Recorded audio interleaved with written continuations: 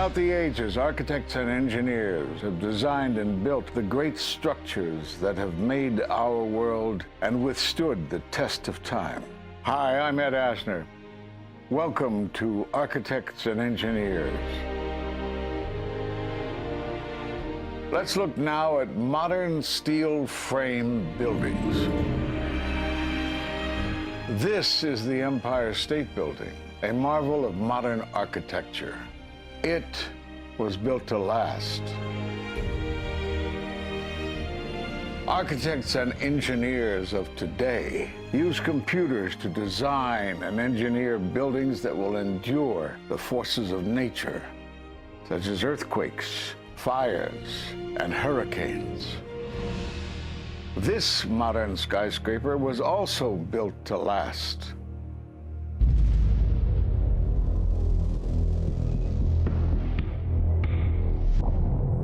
We've seen buildings completely destroyed like this before, but only when done intentionally. Danny Jowenko is the expert on this in Europe. What did he say? Dit is controlled demolition. Zeker weten. Zeker weten. Er is nagesprongen. Dit is in opdracht gebeurd. Dit heeft een team gedaan van experts. Let's compare. Explosives are used to demolish buildings like this in just seconds. Okay, so it's a controlled demolition. What's the problem with that? Well, it happened on the afternoon of 9/11 at the World Trade Center. Let's just think about this. Controlled demolitions cannot be engineered and rigged in a day. It takes months. And therefore, this event must have been planned in advance. You hear that? Keep your eye on that building. It'll be coming down. The building is about to blow up. Moving back. We are walking back. There's a building about to blow up. Did they actually use the word brought down, and who was it that was telling you this? The fire department, and they did use the word, we're going to have to bring it down. And these people heard explosions. We heard this sound that sounded like a clap of thunder. It looked like there was a shock wave ripping through the building, and the windows all busted out. About a second later, the bottom floor caves out. The building followed after that. He takes his hand off, and you hear 3, 2, 1, and it was boom, boom, boom, boom, boom. And these reporters recognized it as a controlled demolition. And I turned in time to see what looked like a skyscraper implosion. Looked like it had been done by a demolition crew. The whole thing just collapsing down on itself. For the third time today, it's reminiscent of those pictures we've all seen too much on television before, when a building was deliberately destroyed by well-placed dynamite to knock it down. It was almost as if it were a planned implosion. It just pancaked. So what's the problem if this was a planned demolition? Well, we are told by government agencies that this building came down as a result of normal office fires. The National Institute of Standards and Technology produced their final report in 2008. World Trade Center 7 collapsed because of fires fueled by office furnishings. It did not collapse from explosives or from fuel oil fires. Well, what do you think brought down the building? And what caught my eye is more than 1,300 architects and engineers examined the evidence about Building 7's collapse and disagree with the official report issued by the National Institute of Standards and Technology. I certainly am much more open-minded about it than I was, and it is because of the involvement of the 9/11 families and all these engineers and architects. You are about to hear from architect of 23 years, Richard Gage, AIA, member of the American Institute of Architects and founder of Architects and Engineers for 9/11 Truth. Now there are more than 1,500 architects and engineers who say that it could not have been brought down by office fires. They are backed by 9/11 family members who are calling for an independent, unbiased investigation. I'm Richard Gage. Fires have never before caused the collapse of any skyscraper. even though there are numerous examples of much hotter, larger, and longer-lasting fires in these buildings. And in the case of Building 7, the fire that NIST said started the collapse had actually burned out over an hour before. It could not have caused the collapse, as NIST claims. Yet this 47-story, modern steel-framed skyscraper, which was not hit by an airplane, collapses mostly into its own footprint like a house of cards, as fast as a bowling ball falling off the side of the building, in just under 7 seconds. Listen to the experts. Building number 7 descended in free fall for the first 100 feet, which means that there was absolutely no resistance to the descent whatsoever. NIST has admitted it went into free fall for 8 stories. And going from motionless to free fall instantly, that's a bothersome part of the puzzle because NIST never explained it. We've got a building that came down in its own footprint, so all of the columns really needed to be severed at the same time in order for that structure to fall the way that we saw. The symmetry is the smoking gun. The whole building completely comes down in one continuous motion. There couldn't have been any structural resistance. According to NIST, the failure occurred at column 79 on level 12. They're talking about a single columnar collapse or failure that resulted in a total collapse of the building. It is possible that you could have a local failure as a result of a connection failing. But the likelihood of that failure dragging the entire building in such a fashion that all the columns would fail at the same time is an impossibility. Impossibility? Yes. What I saw, it was a classic implosion. The center of the core, the penthouse area, starts to move first, and then the building follows along with it.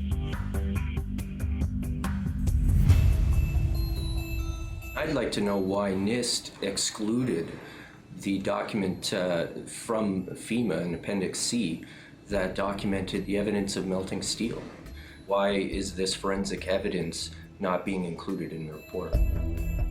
In an office fire, you cannot generate enough heat to melt steel.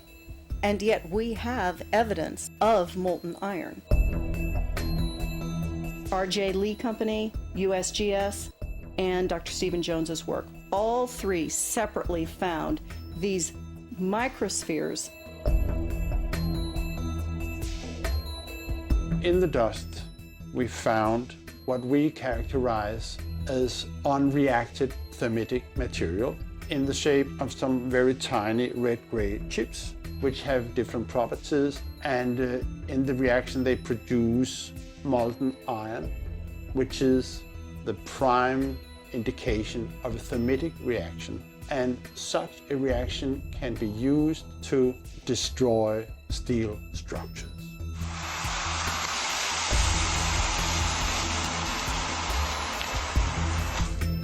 What we have found is a modern version of thermite, which we call nanothermite.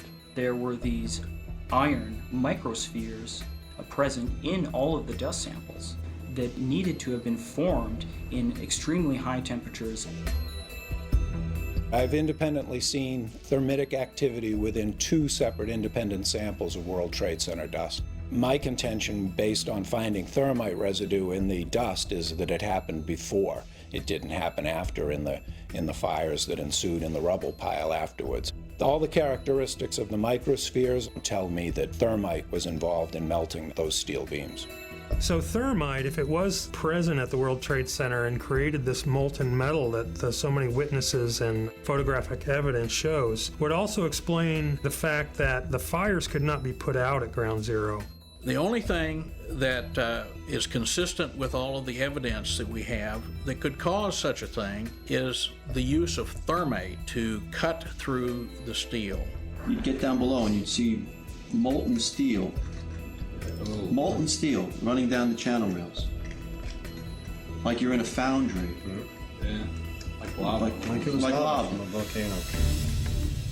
Well, the manual gets into thermite, and if it says if you have melted steel or concrete, which we had on 9/11. We should test for it. It's this fused element of steel, molten steel and concrete and all of these things all fused by the heat into one single element. We're asking for an investigation that follows national standards. There's no excuse to not test for this. If terrorists use explosives in '93, why didn't we test for them? If all these witnesses heard explosions, why aren't we testing for them? NIST concedes that they found no evidence for explosives. So then we asked them, well, did you look? And they said, no, we did not look for explosives or residues of explosives. So the preconceived notion of NIST is that there's no evidence for explosives, and so there's no point in looking. That is the most unscientific thing that you can possibly think of, not to look because you don't expect to find evidence, and in fact the evidence is overwhelming. They state these conclusions for which there's virtually no evidence, and then they ignore conclusions that can be drawn from the evidence. The Freedom of Information Act request to NIST was denied with the claim that releasing this data might jeopardize public safety. How could it possibly jeopardize public safety? The destruction of evidence was a criminal act in itself.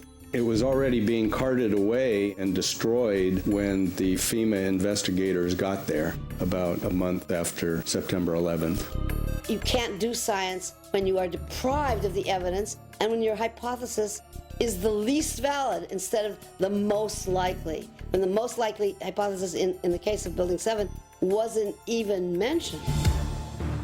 This is not science.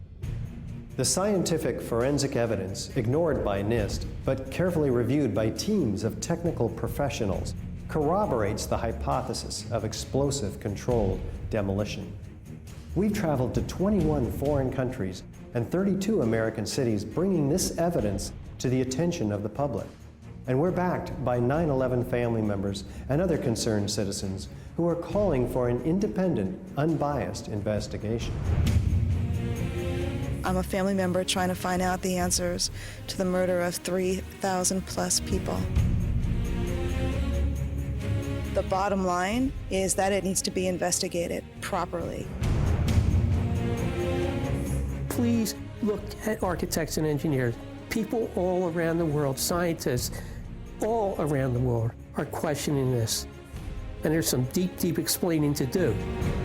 It took some kind of consciousness raising on my part before I was willing to look at the possibilities. And really, you need to go where the evidence leads. As an engineer, and I have 3 degrees in engineering, I signed that petition for architects and engineers for 9/11 Truth some time ago because the American people absolutely need the truth of 9/11. Look at the evidence. In fact, I'll say this very categorically. Any reasonable person who looks at the evidence that's been brought forward has got to come away with the feeling that something has to be done, a real investigation has to be put forward. We will never heal. This country will never, ever, ever forget that day. We have to demand a new investigation. I want justice here. The country owns this. We were all victims. You all should want answers. It's not just ours, not just mine. We all lost something that day. It's distressing for everyone to come to terms with this evidence. But we must pursue the truth wherever it leads. Look at the evidence and decide for yourself.